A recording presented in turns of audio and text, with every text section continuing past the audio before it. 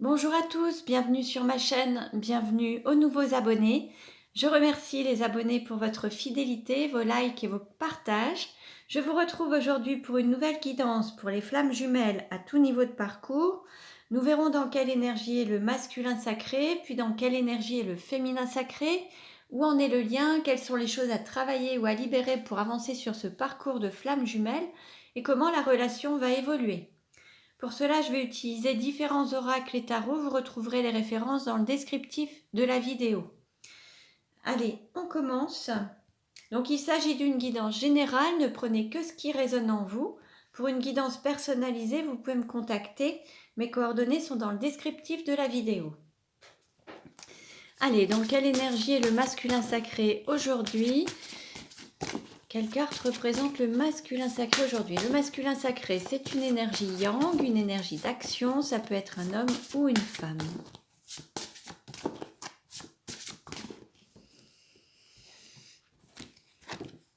Nous avons le magicien avec le chiffre 8.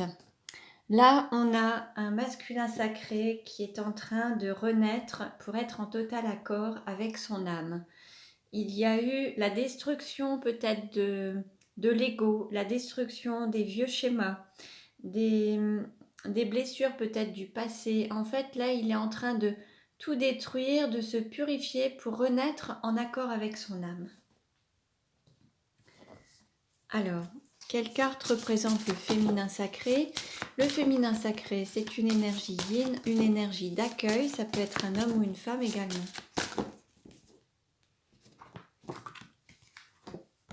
Nous avons la guérisseuse. Avec le chiffre 8 également, on a les deux qui sont sur la même longueur d'onde, on a le même chiffre pour les deux. Donc en fait, là, ils sont sur la même énergie. Là, la guérisseuse, on peut avoir un féminin sacré qui travaille dans le domaine énergétique, qui travaille avec ses intuitions, avec la médiumnité, avec la clairvoyance, à l'écoute de ses intuitions. Quelqu'un qui peut aussi être dans le paramédical, aider à travers des soins énergétiques. Voilà, on est sur cette ambiance en tout cas. Allez, on continue et nous allons voir quelle carte représente le lien aujourd'hui.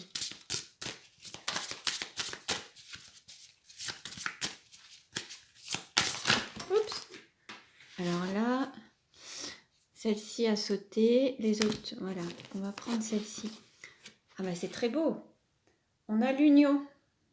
Pour l'union, donc voilà, l'union des énergies, l'union du féminin et du masculin, l'union du yin et du yang.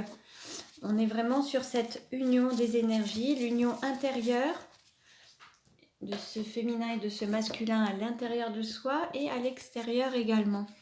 Je vais vous lire le texte, enfin c'est en espagnol, mais je vais tenter de vous faire une mini traduction avec les éléments. Alors, il faut juste que je trouve... C'est la carte numéro 7. Voilà. Alors là, il y a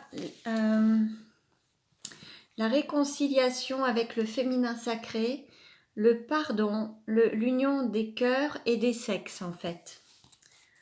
On est sur cette réconciliation et en fait, on nous parle de...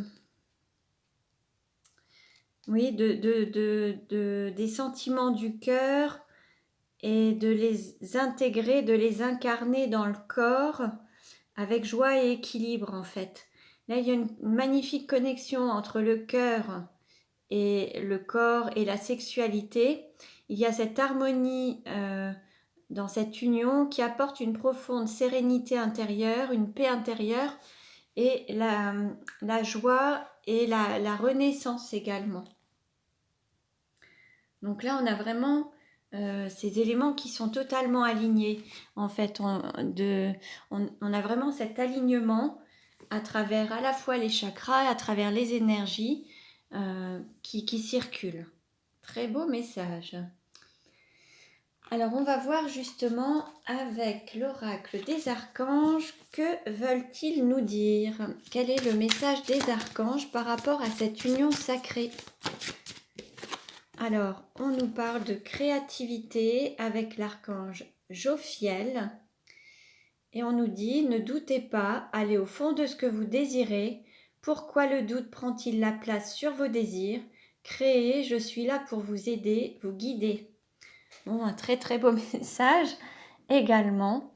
Donc là, l'idée, c'est d'aller au bout des choses, d'avancer avec confiance, assurance vers vos profonds désirs, vers ce qui vous appelle, ce qui vous fait vibrer, pour pouvoir donner naissance à vos vœux, vos souhaits les plus chers, les plus profonds en tout cas. Alors, on continue et nous allons voir... alors, quelles sont les choses à travailler, à libérer, ou quel message pour le masculin sacré? Quel message pour le masculin sacré? Hop, 2 cartes ont sauté, nous avons des cartes lumière. On n'a que des beaux messages. Alors, avec le dauphin, plongez dans les profondeurs de votre inconscient où se trouvent les réponses.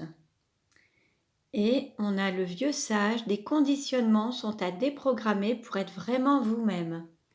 En fait, c'est ce qui se passe. Là, on a vraiment un masculin sacré qui fait fondre un petit peu tous ces conditionnements, tout cet ego, pour pouvoir donner naissance à son être, en fait. Donc là, il est en pleine phase de déprogrammation, de déconditionnement, en tout cas. Et puis, on invite le masculin sacré à être à l'écoute de son intuition, de son guide interne pour avoir réponse, en fait, à toutes ces questions et pour pouvoir être guidé sur son parcours. Donc là, il y a des vieux schémas du côté du masculin qui sont en train de fondre pour pouvoir renaître pleinement. Quel message pour le féminin sacré?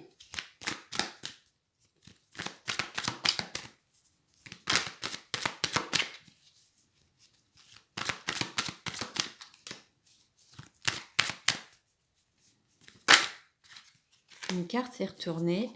On nous parle de détachement. Donc là, on a une carte de transformation. Et on dit au féminin sacré, coupez les liens avec votre ombre et retrouvez votre autonomie.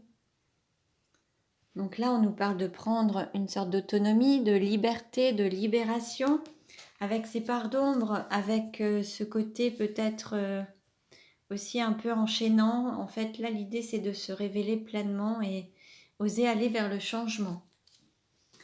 Alors, on continue. Et nous allons voir où en est le masculin sacré dans sa vie actuellement. Où en est le masculin sacré dans sa vie actuellement?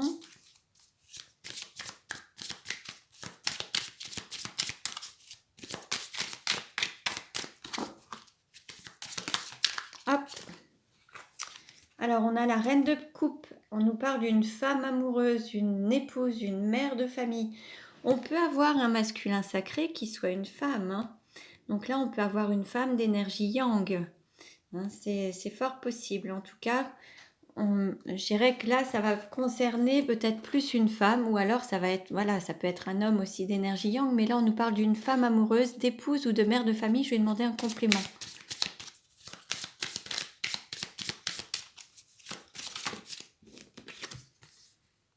Oui, voilà.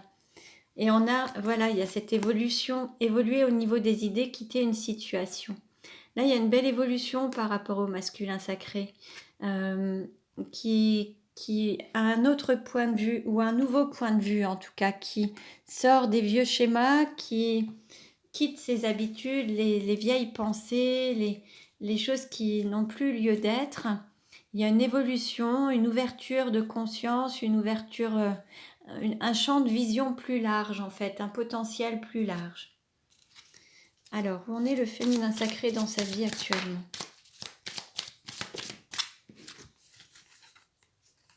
Alors, on a un féminin sacré qui communique avec ses anges gardiens, qui a vraiment une connexion avec le divin, qui est en pleine connexion. Et on a ensuite, avec le cavalier de denier, un lien d'amitié, une fraternité, être ami pour soi-même. Là, on a vraiment un féminin sacré qui décide aussi de s'écouter, d'être vraiment bienveillant envers lui-même. Après, on peut nous parler d'un lien de fraternité, ça peut être aussi un frère jumeau ou les jumeaux, les flammes jumelles, c'est possible aussi, hein. Alors, quelle carte représente le lien aujourd'hui?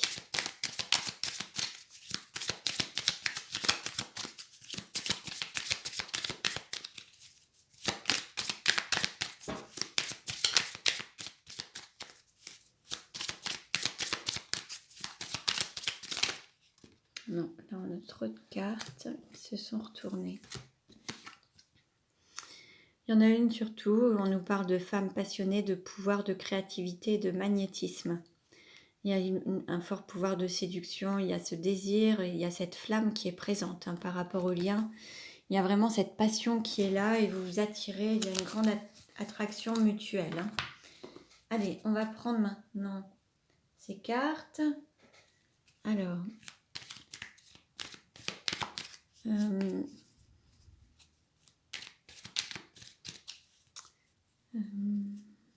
que ressent le masculin sacré pour le féminin sacré aujourd'hui? Quels sont les sentiments du masculin sacré pour le féminin sacré aujourd'hui? Quels sont les sentiments du masculin sacré? Alors là, on a vraiment cet équilibre des opposés et de la dualité. Donc là, on a vraiment cette volonté d'être en équilibre avec son autre, d'être vraiment sur cet équilibre dans le don et le recevoir. On a un masculin sacré qui veut vraiment retrouver un équilibre dans la relation avec son autre, avec son féminin. Quels sont les sentiments du féminin sacré envers le masculin sacré?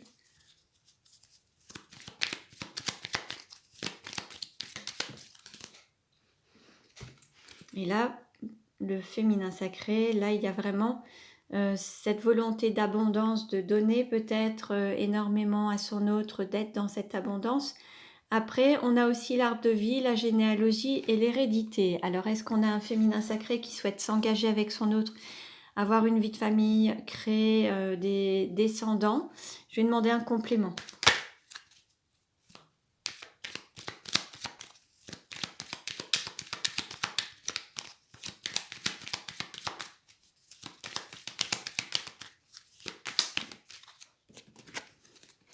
Là, on est sur une phase d'introspection, de réflexion par rapport au féminin sacré, pour savoir comment peut-être manifester l'abondance dans sa vie, comment manifester cette, oui, voilà, cette abondance avec son autre, en fait, pour l'ancrer, le matérialiser.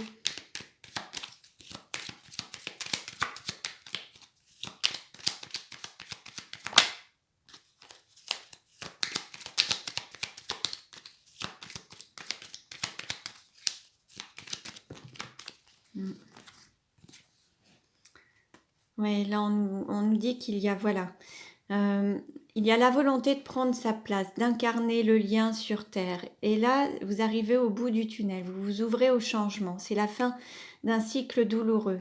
C'est vraiment là, vous arrivez à la fin de ce cycle douloureux, la fin des conflits, la fin des blessures. Et là, vous allez vraiment pouvoir rayonner et vous mettre en lumière, en fait. Mettre en lumière votre relation, vos sentiments, tout ça, ça va être mis en lumière. Voilà, ça va être mis en lumière et vous allez même pouvoir le fêter.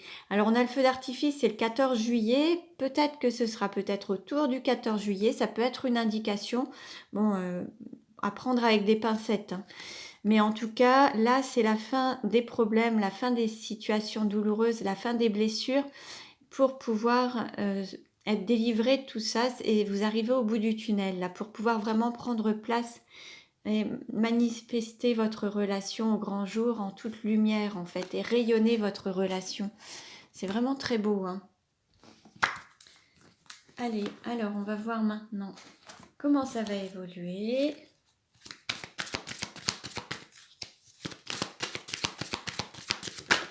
Oups. Alors là, on dit à un féminin sacré, n'écoute pas les autres. Avec la pleine lune, alors il se peut qu'il y ait... Alors ça peut être un féminin sacré ou ça peut être une femme. On lui dit juste de se connecter à son intériorité, ne pas tenir compte du discours des autres. On avait ce féminin sacré qui était en phase d'introspection, peut-être pour prendre une décision ou réfléchir. Là, on l'invite à entrer peut-être en phase d'introspection, ne se concentrer que sur son intériorité pour avoir les réponses, hein. Alors, on a la répétition des schémas avec l'âme sœur. Oui, vous allez... Alors, pour ceux qui... Vous allez peut-être revivre des situations. En tout cas, il va y avoir des occasions qui vont se représenter à vous. Après, à voir si vous allez les vivre de la même manière ou si vous allez agir différemment. Peut-être pour éviter justement de reproduire encore les mêmes schémas. On va voir. Oui. On nous parle de rencontre par synchronicité.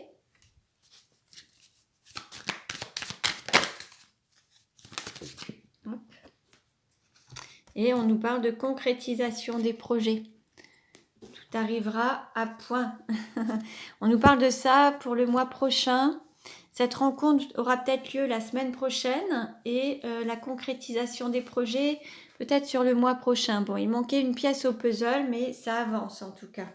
Et puis, vous voyez, on nous parle de rencontre par un moyen de télécommunication. Vous allez avoir des nouvelles. Vous allez pouvoir communiquer. Et puis, alors peut-être que vous serez dans quelque chose qui ne sera pas encore totalement dévoilé. Ce sera peut-être encore une relation un petit peu, au départ, qui sera un petit peu encore gardée en secret. Ou alors, ce sera la fin des secrets et vous allez oser vous montrer au grand jour et en toute lumière, comme nous avions pu le voir. Hein, donc, après, libre à vous, en fait, par rapport à cette répétition de schéma. C'est vous qui allez décider un petit peu de la manière dont vous voulez vivre les choses, en tout cas. Alors, comment ça va évoluer ?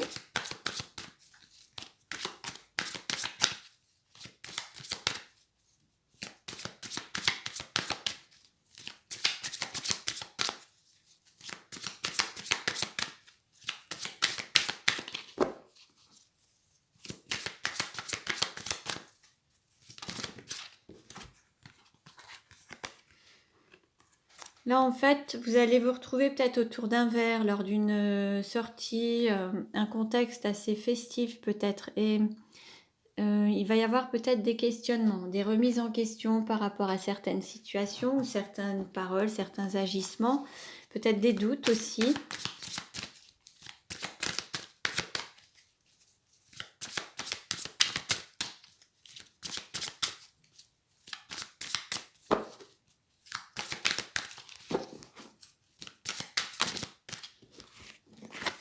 Il y a une belle énergie positive qui va se manifester. Vous allez pouvoir générer quelque chose de positif à travers ces rencontres.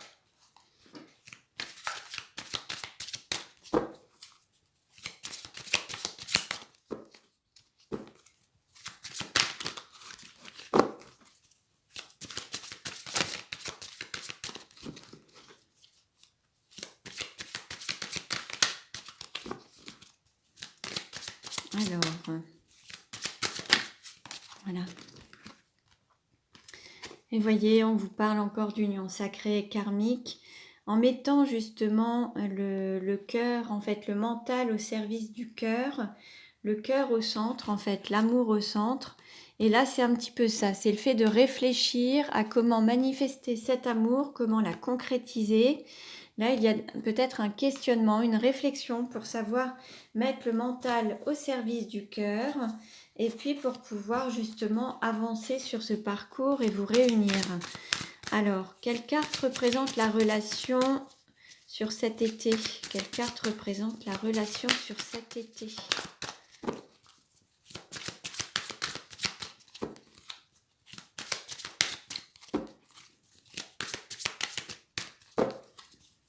Alors, voilà. On nous parle de période d'attente. Alors, il va peut-être falloir encore attendre un petit peu. Peut-être que ça va se manifester sur l'été. On nous parle de rêve et d'espoir, donc de garder confiance. Il y a ces fameux schémas répétitifs, donc il y a des opportunités qui vont se représenter. Et puis, il va falloir garder la foi, garder confiance en fait, hein, pour pouvoir justement... Ce sera peut-être la fin d'une amitié amoureuse pour passer un cap et puis aller vers une autre étape en fait. Hein, vous allez peut-être passer à la concrétisation de cette relation. On voit la période d'été avec une nouvelle histoire, un nouveau départ, les désirs, les envies, les passions. Là, ça va peut-être être le fait d'écouter ces désirs pour pouvoir y répondre et les manifester en fait, hein. Donc, et pouvoir manifester ses rêves. Donc voilà pour aujourd'hui. Je vous remercie pour votre écoute. Je vous dis à très bientôt et prenez bien soin de vous.